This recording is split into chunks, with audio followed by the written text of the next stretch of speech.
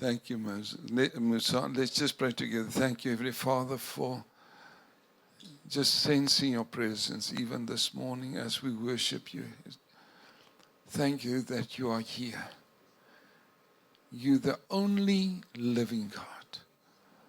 And thank you that you hear and sees us this morning again. We're so glad that we belong to you. Thank you, Holy Spirit, that you will open up the word for us this morning, that we will hear, not only hear, but that we will obey, that it will transform our lives. Come, Holy Spirit. Come, Holy Spirit. Help us to transform our minds and our lifestyle. Lead us, Holy Spirit. Speak to us. Open up the word for us this morning again. That's our prayer in the mighty name of Jesus Christ. Amen. Amen. Good morning. Welcome here. So wonderful the time we had singing, just worshiping. This morning I want to start perhaps with, I'm not going to share something new with you. Because last Sunday was an amazing word. Amen. For those who were here, and if you are tuned in, you will know that it was an amazing word that Pastor Lynn brought. And I want to connect with that this morning because from the beginning of the year, God was busy with us, speaking to us. And because perhaps I've ministered concerning this, that's why when she was speaking, I was drinking. I was really, the Holy Spirit was feeding my soul, was feeding me. Why? Because I could hear what God was telling us, and He was confirming this with His word. If you remember, she started by speaking in Matthew 3, around 13, where she spoke to us concerning Jesus being baptized with water and with the Holy Spirit. Thereafter, she spoke about the Jewish boy, what happened with the Jewish boy. The dad will clothe him first with the same clothes that he wears. If he's a carpenter, he will clothe his boy with the carpenter's cloak. Cloak, sorry. But he will put on a cloak around him that represent him. And then he will put it on his shoulder and brag and say, "This is my son." He will shout. I saw a clip about this. The Jews, they will invite a lot of people. And then he will dress this boy, put him on his shoulder, and they will scream in the streets, announcing, "This is my beloved son." Amen. And then she spoke concerning the prodigal son, and I'll go back to that this morning also. And then the last part was, she spoke concerning a lion. Are you with me? I know there's a lot of you who don't know a lion. Perhaps you haven't. And I want us to switch off the light. I want us to because I don't think each one of us knows the roar of a lion. Let's just listen to this. Perhaps before you do that, while you're looking for that, I just want to tell you, 35 years ago, Pastor Sam, you know that he grew up in Zimbabwe. And he invited a few people. There were around 22 people in our church, went to Zimbabwe to the falls, Victoria Falls. And we were staying in a game reserve at the falls on Zimbabwe side. And it was just awesome to see the falls from that side. But that day, we were sleeping in rooms, and me and Wimbok, I don't know if you know Wimbok, but Wimbok, we were in a room, but it was very, very, very hot. Very hot. There were no fans, but there were mosquito nets. So we said, me and this woman decided we're going to sleep outside. We took our mattresses outside. there was a beam put on the beam of mosquito nets, and we talked a bit, and we were going to sleep outside because it was so hot in the room. Guess what happened? As we went silent, suddenly there was a roar. You understand? Not the kind of roar that Pastor Deline was talking. You feel the earth is trembling. But I was lying, the woman was lying next to me. He was at the next beam. There was some space in between. And in my mind, I thought, oh, Lord, this is trouble. You understand? Because I was shaking. I don't know if it was only the roar was shaking, but I think inside of me I was shaking. But I was quiet and proud because I'm not going to chicken out. You understand? So I lay waiting. I hope that woman said something. He said nothing.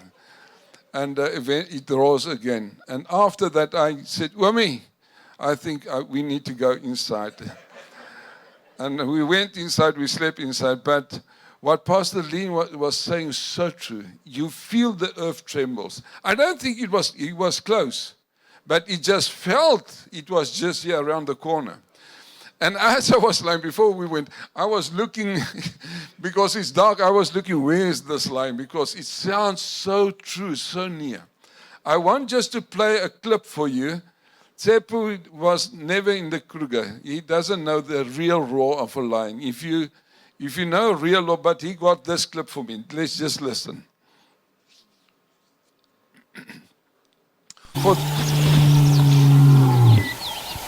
That's a lion.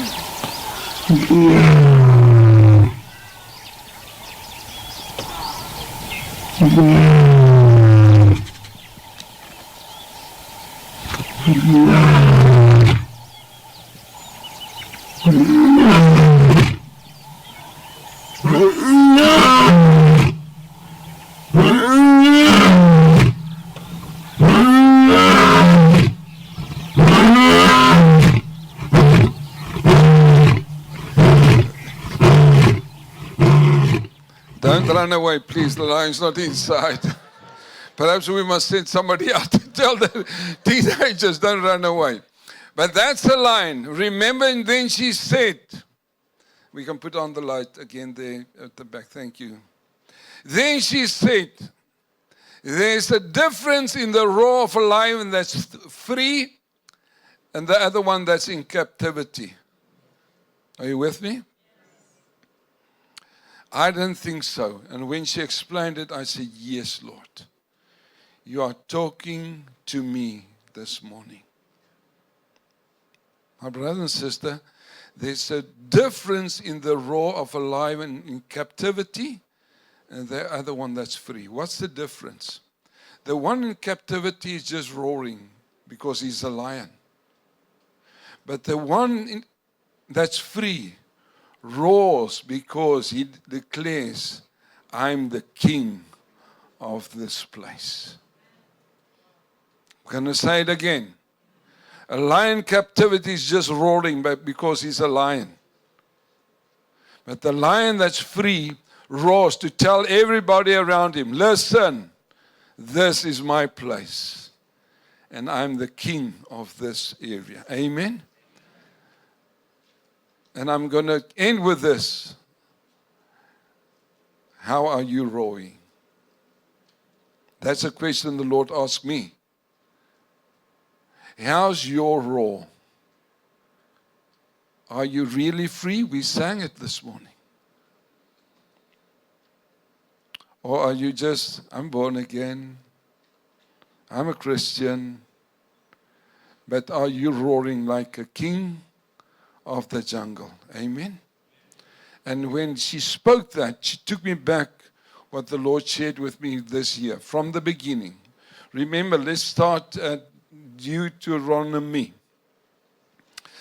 I'm going to share a few scriptures because when she said, I said, Lord, this is your message. You spoke to us concerning this.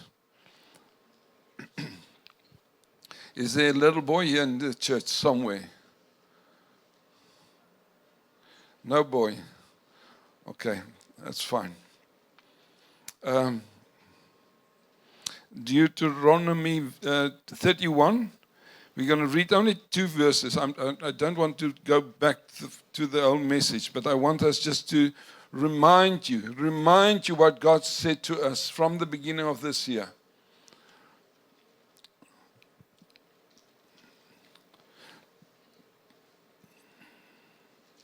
Remember, this is before they went into the promised land. Moses is speaking here. And he said this to the nation, to all Israel. Verse 3, the Lord your God himself cross over before you. Listen to this. He will destroy these nations from before you, and you shall dispossess them. Who's going to destroy them? God. He's going to dispossess them. And the strong word, he said he will destroy, not play with them. He will destroy them. If you know sometimes like a lion like that, sometimes they gang up. There's brothers, 4, 5, 6 brothers that will attack a lion like this. And guess what? It will happen. In nature it will happen. And most of the times they will kill that old lion. If they gang up 2, 3, 4 of them, they will kill the lion eventually. But guess what's God telling us? Verse 6. Verse 6. Be strong and of good courage. Do not fear, nor be afraid of them. For the Lord your God, he is the one who goes with you. He will never leave and nor forsake you. You remember this word? Remember this? My brother and sister, where is that little boy? Where's the tiny,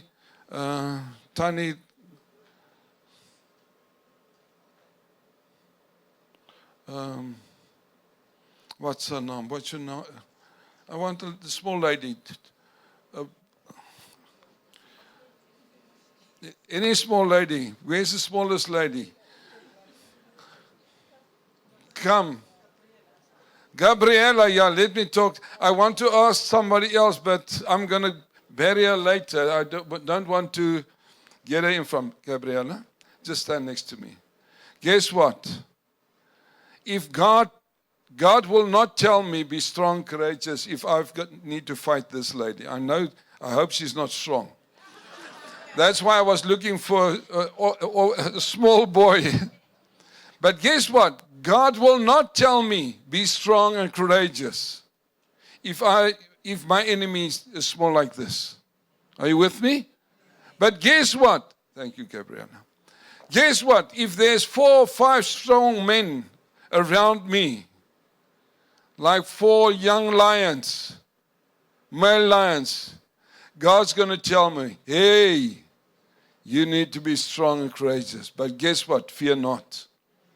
I'm with you. Amen. And this is what God is telling us, my brother and sister. It will not be easy. The enemy will gang against you. But guess what? You need to trust God. We're in a season, my brother and sister, the enemy going to send situation that's terrible for you. You will feel, it's over. It's done. But God is saying to you this morning, be strong and of good courage. Why? Because I'm with you. I will destroy them. Amen? So important. God warned us against this. Let's go to 1 John 5. Back of the Bible. Our warfare. How are we going to fight and beat the enemy? 1 John, back of the Bible, 1 John 5.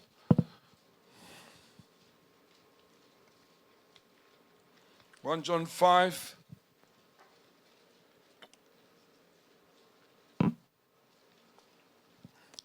John 5 verse 4. Listen to this. For whatever is born of God, is that you? I didn't hear you. Is it you? Yes, it's us. For whatever is born of God overcomes this world. And this is the victory that has overcome the world. Our faith. Did you see that? Our faith, not my strength in myself, but our faith in God, who's able. Amen. And He's the one that will help us to conquer. Amen. My brother and sister, if there's 4 young lions attacking me, guess what? I'm not able. The only way for me to win this battle is in faith in God. He's my source. He's my king. I belong to Him, and He will care for me. You understand? Our victory is in faith, believing that God is for us and never against us. Verse 5. Let me read again. For whoever is born of God overcomes the world. And this is the victory that has overcome the world, our faith. Who is he who overcomes the world? But he who believes that Jesus is the Son of God. Amen. My brother and sister, it's not our own strength. Remember, God equipped us with the Holy Spirit, and you will receive power. Amen. And you will be witnesses for me. That means who enables us? The Holy Spirit. God gave us the Holy Spirit. And because that the Holy Spirit dwells inside of us, we are more than conquerors through Jesus Christ. Amen. So important. I want to remind you of this. Life, listen, young people, everybody, young people, life's not fair. I want you to hear it again. Life's not fair. But God is for you. Remember this. There are cruel things happening in your life, through your life. It's happening. There's cruel, bad things happening around you that impacts your life. Guess what? You need to stand and trust God. Amen. In faith, say, Lord, but you with me. And stand on the word. Right. That was number 1. Number 2 was God starts speaking to us, say, we need to take control again. We need to rule and to reign with Him again. The word that God gave us was, He gave Adam, Eve, dominion. Are you with me? Do you remember that? Yes, God created earth, and He put the human being, listen carefully, the human being to rule over this earth. And we know what happened. Adam and Eve lost it. They gave it over to Satan. God the Father sent Jesus Christ. He conquered death, conquered Satan. He took back the authority.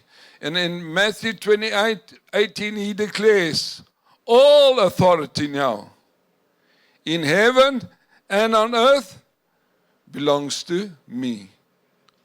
Are you with me? I'm not going to read it. Go check yourself. He took authority back from the devil and said, now all authority belongs to me in heaven and earth. And He gave it to us. Amen. To rule and to reign as kings again. Listen, my brother and sister, that's why we are lions. We are the king on this earth again. Amen. I want to picture Jabu. I just want to show you this picture again. Do you remember this picture? We see ourselves as a cat. That's not how God sees us. God sees us as a young, strong lion to rule and to reign with Him again. Amen. That's why He saved us. Listen, that's why He saved us. He saved us not to say, I'm saved, I'm going to heaven. No, He saved us to establish His kingdom here on earth again. Amen. Do you remember what was His purpose? 1 John 3 verse 8, I think. 1 John 3 verse 8. 1 John 3. Yeah, 1 John 3 verse 8, the B portion. For this purpose the Son of God was manifested, that he might destroy the works of the devil. Amen. What was his purpose? To destroy the works of the devil. Amen. What's your purpose? To destroy the works of the devil. Amen. Guess what? That's not the purpose of a lion in captivity. But the lion outside, it's free. Guess what? No fear. No fear. And Jesus said in John 20, verse 21, as the Father has sent me, I'm sending you. Amen. Let's just say it. As the Father has sent me, I'm sending you. That means his purpose is our purpose. Amen. I'm going to say it again. His purpose is our purpose. But now we say, it's not possible. No, he equipped us with his Holy Spirit. Amen.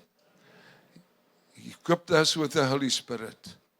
And that's why in 2 Corinthians 3, let's quickly go there. 2 Corinthians 3, verse 5. Yeah, verse 5. 2 Corinthians 3, verse 5.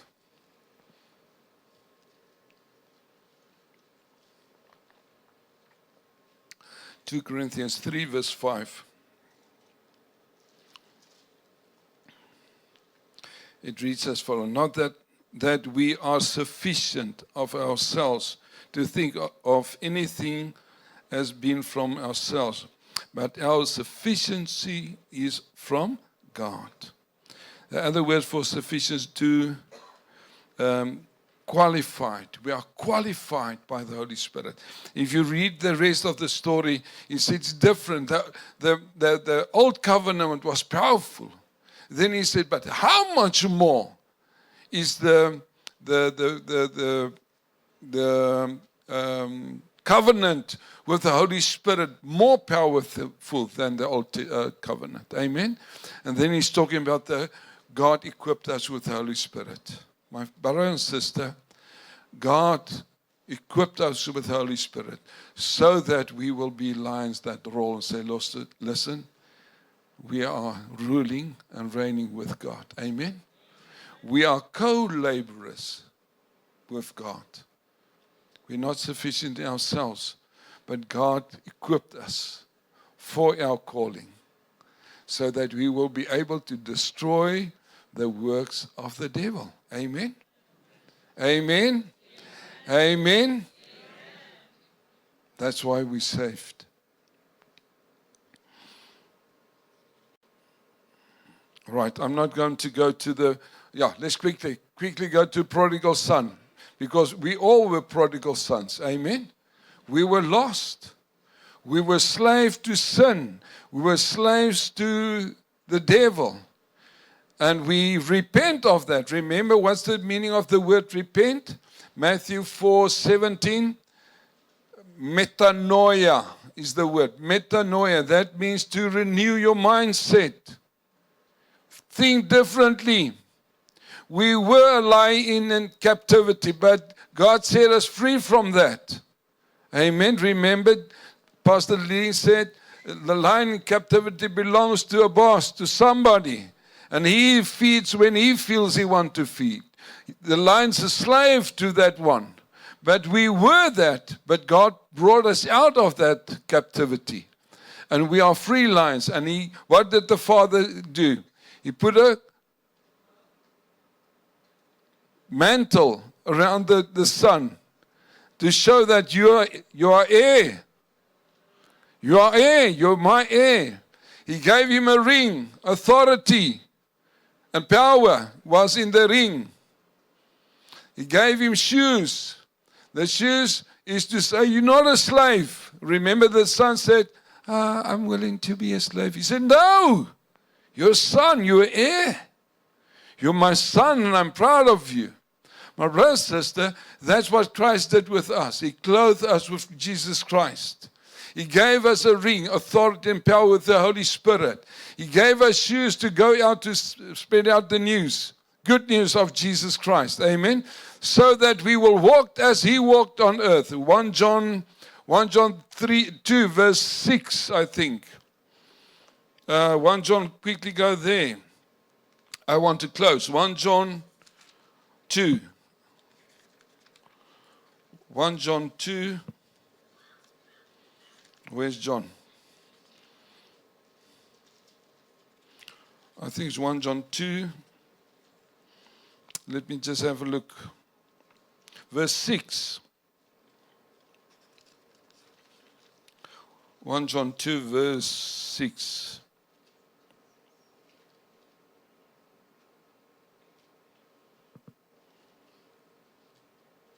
Verse 6. He said, he who said he abides in him ought himself also to walk just as he walked. We're supposed to walk like Jesus walked on this earth. Amen. And the last thing that the Father did, He said, bring the fat calf. In our culture, will be bring the fat ox.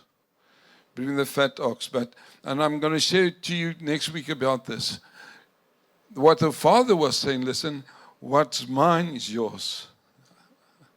I don't give you the small one, not a goat. I give you the best. Amen. And God wants to give us the best. Why? Because we belong to Him. We are heirs. We are sons. We're not slaves anymore. My brother and sister. Right. And that's, I strongly want to urge you. We need to get this right. We think like a cat. And God said, no, my son, my daughter, you are kings. I saved you with a purpose. And the purpose is that you will rule and reign again with me. Amen? My brother and sister, I need to do it. The challenge what I'm giving you this morning, how are you roaring? Are you a lion in captivity, like the oldest son? Everything was his, but he did not use it. Amen? Everything was his, but he never enjoyed it. I'm saved, and that's all. No, my brother and sister. We need to become free so that we will start roar like a lion in freedom. Amen? And that means, God, use us. Work through us. Amen? Are you with me? I trust the Lord. Listen, I trust the Lord. Lord, help me to get free from captivity. You're a lion, but you're rolling like a lion in captivity. It's time for us to roar like a lion that's free. Amen? Let's just pray. Thank you, Heavenly Father. You saved us out of captivity, out of the kingdom of darkness. As slaves, you saved us out of that kingdom. And you set us into a new kingdom of life, of love, and kingship.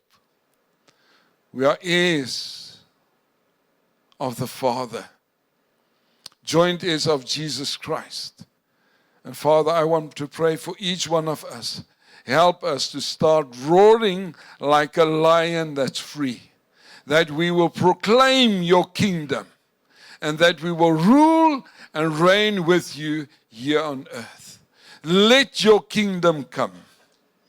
Let your will be done in my life as you've purposed and planned in heaven, Father.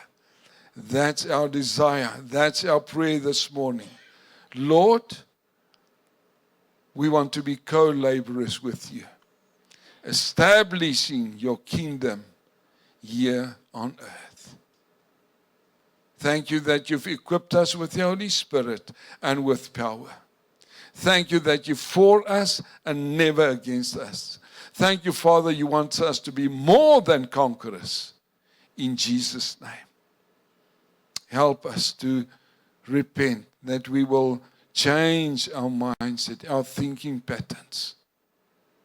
and that we will speak and release your kingdom through our lives. That's our prayer this morning, in the mighty name of Jesus Christ. Amen. Amen.